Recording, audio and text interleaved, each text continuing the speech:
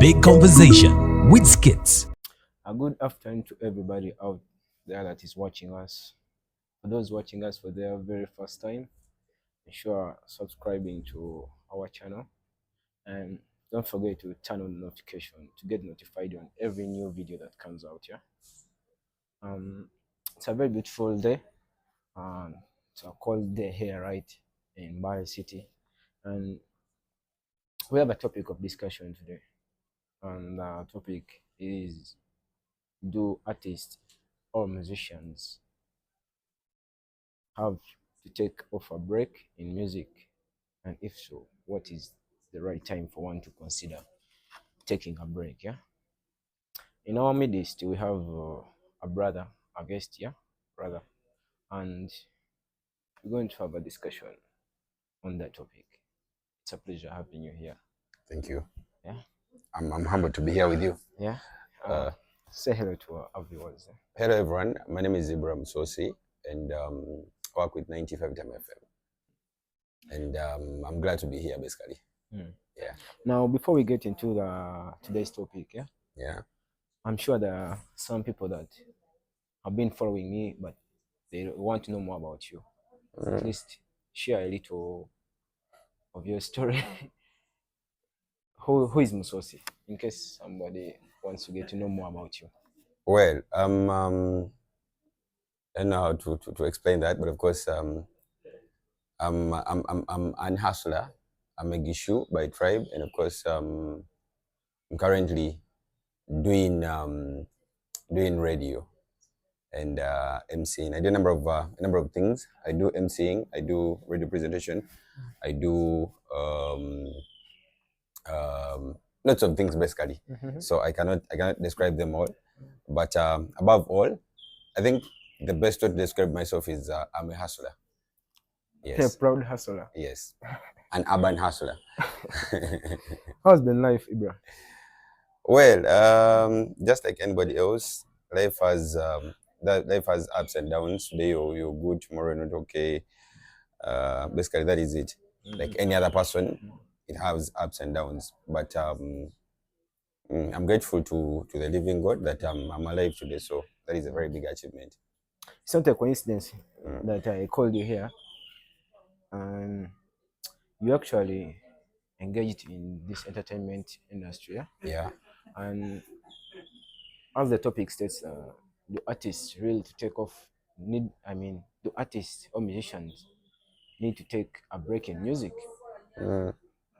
When such a question is asked, It depends. Disclose it, yeah? Maybe it can only happen when you can't avoid it, when you have to. But personally, I think an artist is not supposed to take a break in music because there's always emerging artists that are coming up every now and then.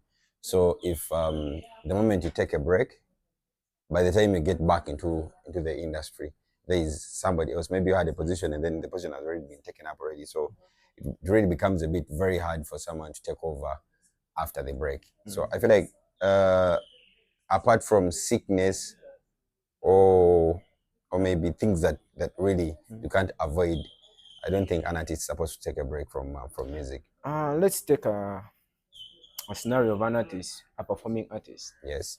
Aina show kuva mu January paka December. Aina bookings like a performing artist. I know call rehearsals. Let's talk of rehearsals. Yes. I know Tumblr stage, like to vibe with the crowd. Yeah. Don't you think it will need me to at least take a break? That is what you subscribed for. You see, music in Uganda is a bit very, very different. Staging, you're not making money. In Uganda, it is the reason as to why if an artist has a hit song, the moment he gets off scene, ogenda okulaba omuntu ali abona simanya alwadde bamukolera car wash, everything like that. So tebiringa biri abazungu nti omuzungu ne wabata performing watula butuze waka wali eri abafuna sente ku streams and everything. So it is totally very different here. But toli ku stage ngata performing and not making money. Just very few artists that are making money out of music sales online. and streams and stuff like that. Very few, and they're not making a lot of money that is going to sustain them like forever. So the moment you say katinze kansoke mpumulemuko simanyi nkoye, yes, you can take a break like 2-3 days, but you cannot take a break of maybe 2 months, 1 year, or anything like that, because music wa Uganda ye mulala munyo. The moment you keep quiet, you're gone. The moment you keep quiet, I'll give an example. I wouldn't have Sandy Agadenyo kwesa manya g'abantu, but let me give an example. Let me move out of Mbale little. Ojjukira Bafana. Yeah, these are Bafana. Bafana yalina time nga wano mu Uganda wano omusajja abatutambuza buli ssaawa. Batolese Bafana. Nga tolese Bafana what togenda kukola. So there's that time when you sort of went quiet for some time. Agezezzaako okudda omusajja alwanya akoze ennyimba zigganye. So that is music in Uganda. So basically bali abazungu balina ensonga zaabwe, oli agamba nkoze tuwa kantuule mpumulemu, and it works for him. It's different. It's totally very, very different. Music the other side and music in Uganda rather, is totally very, very different. If you're an artist, don't ever risk your career by going in for a break, because Yoli mugaga tonafuna sente, tofunye sente nyingi ziri yawo. It is more like omuntu akera ku machana agana omusomesa afuna holidays. But let me give an example. In a duka alyo. Yes, music in Uganda is more like someone who has a shopkeeper. The moment you're home, or the moment you fall sick and you're not working, togenda funa sente. Okitegera. And then kana katono kobo ina ngo kalya nkagwawo ngero okoma mu duka muno. Kati buliro olya kano kobo ina n'okoma mu duka ate no jam. Eduka liba likendera, capital bakendera. So you've taken a break. Yeah, your hit song, maybe you have a hit song at that particular moment. Hit egende ekola ki? Egende egwako. Ogenda okwagala okudda gwe abadde basula million 3 kati bakuwa 2, bakuwa bakuwa mitwalo 5. Wayita okwote. So to my understanding, yeah, I really thought maybe wafuna mu break. It can give you time to dig deep in what you're doing. Let me say like over 1 lyrics. Give me one or two. Give me at least 2 artists that have taken a break in music in Uganda and have managed to come back with a bang. I won't disclose, but I won't disclose. Naenga, sincerely speaking, I don't know whether you'll be by my side, but omuyimbi waba akola music, yeah. Naenga lyrics zo oziraba nti tezi rhyming nnyo bulungi ne show yagala, and you take a break. Won't it give you time to rehearse on your lyrics? No later I feel like now that is a different scenario. Na ate nacho tekikola mu ngeri bwetyo. Nti music alinga mupiira. The more you play, the more you get experience and learn. Kati goba wade tomanyi music, tomanyi kuyimba. I don't know gaka newe break. Kati ogenda kuwa break yaki nga tomanyi kuyimba. Okitegera twene kyogenda yiga. So katugambe simanyi kuyimba. Gezezaako bigane nkansoke neweko break ntuule. I thought buli lwogezaako ennyo lwengera okukola ki? Lwengera okuyiga. Nze naye abantu bangi by the way, even out of football nti because of that consistency omuntu amala n'akola ki? Na picking up, yes. So I feel like zino zi break Olaba Kamili bayimbidde emyaka nga tebawumula. Nabo batyo okuwumula nkansoke mpumulemu. Batyayo because abana basiba bajja buli lunaku wano. And the moment you give them space, give them chance to penetrate, it is going to be very hard for you to take over again. Yes. Now wetuleka ekyokuwumula nga ofuna obudde obukola good work. There is being like tortured mentally ku streams, let's say media platforms. Yes. Omuyimbi bakusoya bakuba left right center nga bagamba tosobola kola boti chi osegera. Now let me give an example of an artist, let's say on Caesarus. In an interview he said yakola akayimba akasigwa mu bikopo but it didn't boom like the way he wanted. But when we had the drawing board, not drafting a bulongi. we are come on he did the very song Mm. neka kuboneka dayo Sometimes anti era teyewa break yaddayo buzina neyongera okuyiiya okiraba anti kati by that time okuyiiya yali ta releasing a music era yali akyayiiya yali ta releasing naye nga akyayiiya naye teyewadde break.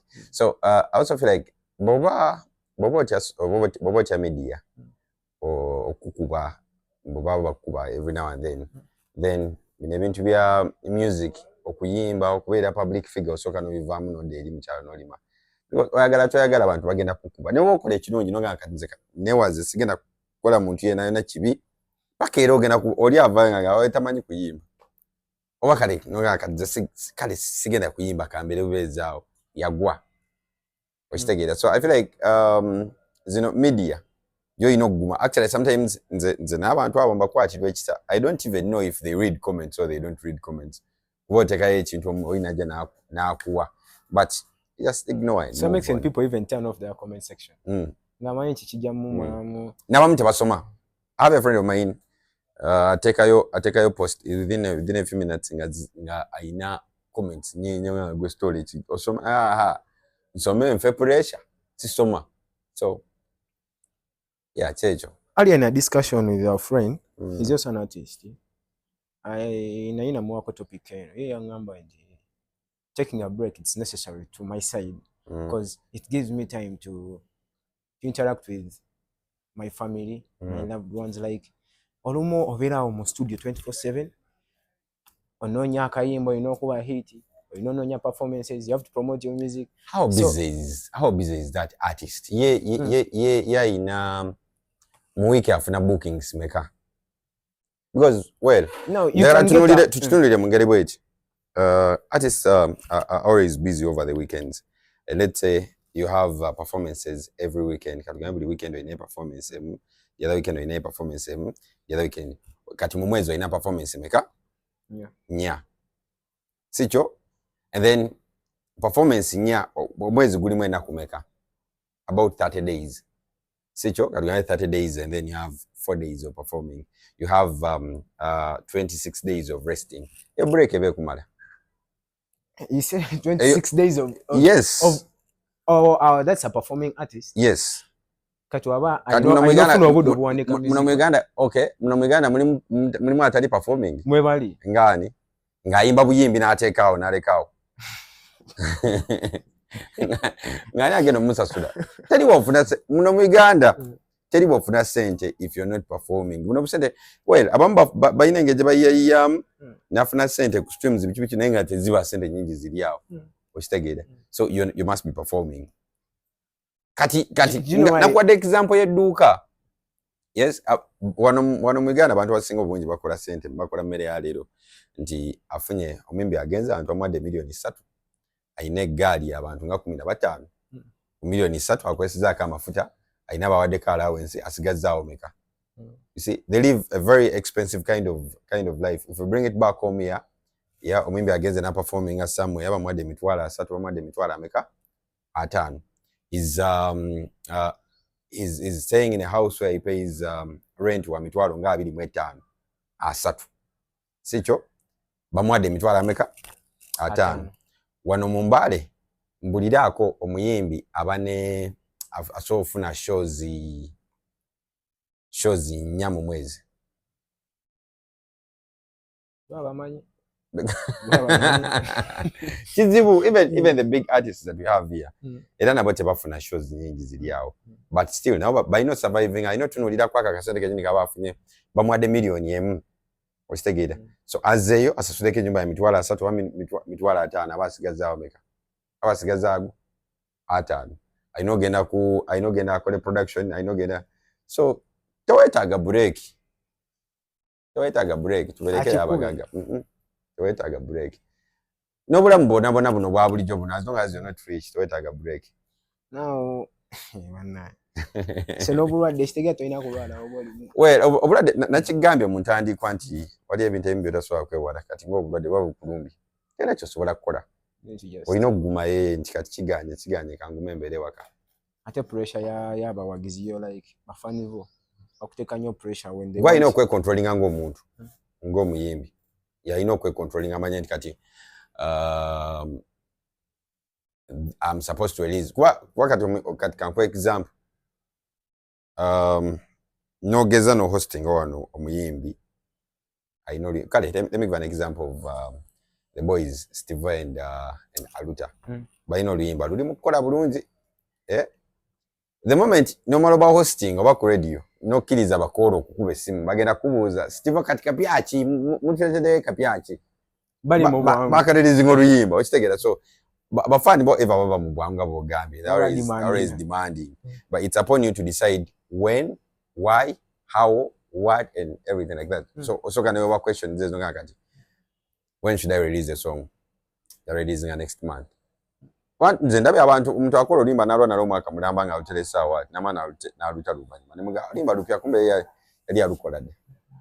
So eno buno bulamu nadala wano mu Africa kizibu nnyo okufuna break ne watu tuvudde mu bayimbi nja mu mirimu gye gyaffe gya bulijjo gino nga weekozesa well bali abakola bali be bakozesa nti alina omulimu omunene bamuwa leave nti alinayo leave ya mwezi alinayo leave ya wiki but for as long as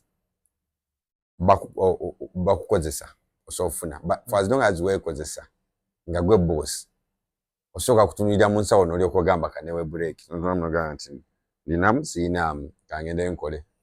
Yes, you're not an artist but at least you need to have some knowledge when it comes to this.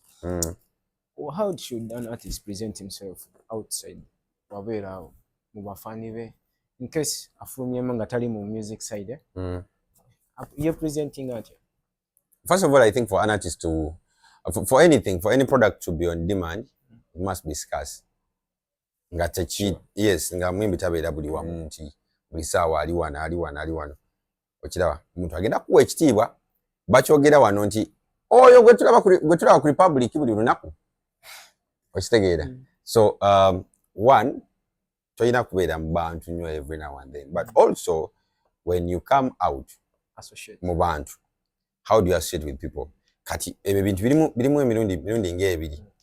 Yes, bweteeka nnyo so down to earth abantu abamu bakumanyiira.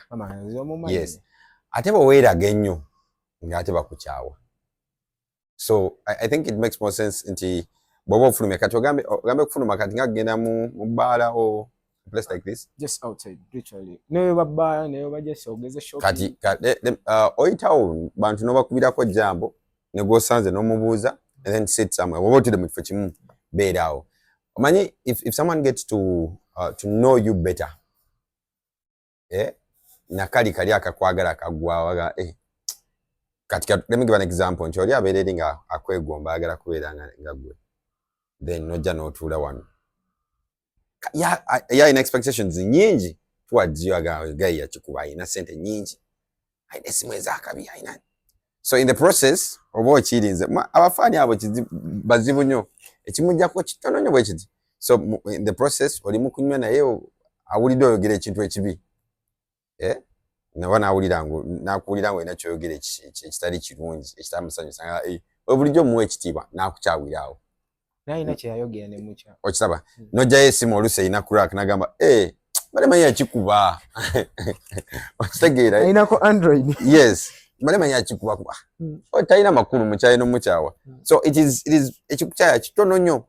It is the reason as to why nti kiba kirungi omuntu okukulabira at a distance fun okukulabira at a distance than okubeera so close to them. The moment you get close to them they stop being fans but at a distance they always be fans and they have lots of expectations nga babeera bakulowoleza buli kimu they have lots of respect for you. You actually talked of expectations nina omuyimbi yaŋŋamba naye bamu expectinga mu bingi abeera okukuba ne bagamba bayi tumanyi olina moroka olina okuba nga weevuga okitegeera kiweebiikirira olowooza oli w'amaanyi nnyo oliko olususu.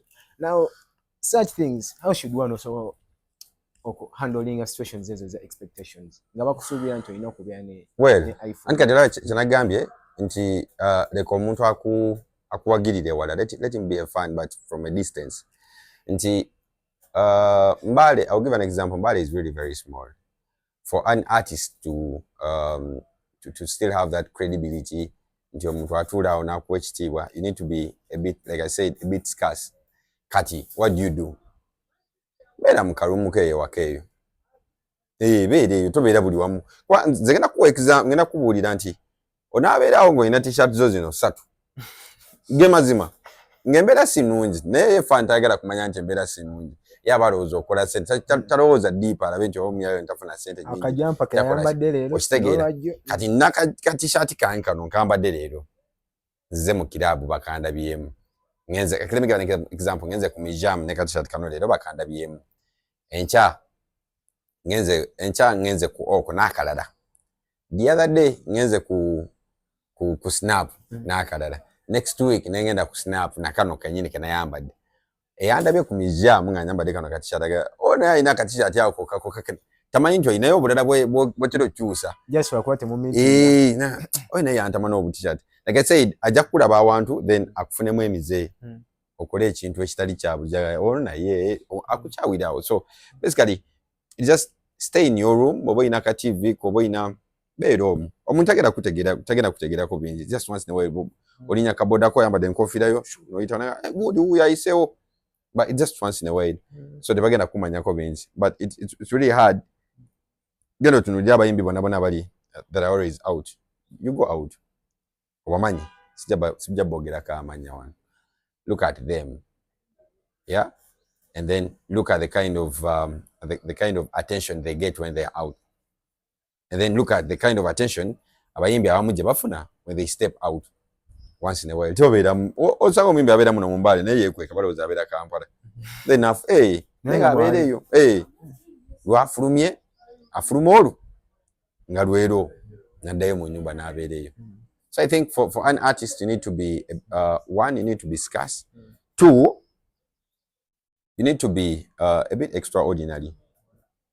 Nti waliyo ebintu ebimu omuntu omu nga abikoze it is okay, then waliyo ebimu nga ate gwe okikola nga tekiba okay. Yeah, so before you step out, look at yourself and say ndi okay. Okitegeera fine oyinza okuba like bagamba, you see this whole industry is all about sometimes faking life. Okitegeera nti if fake it until you make it. Yes, if you're stepping out, are you smart?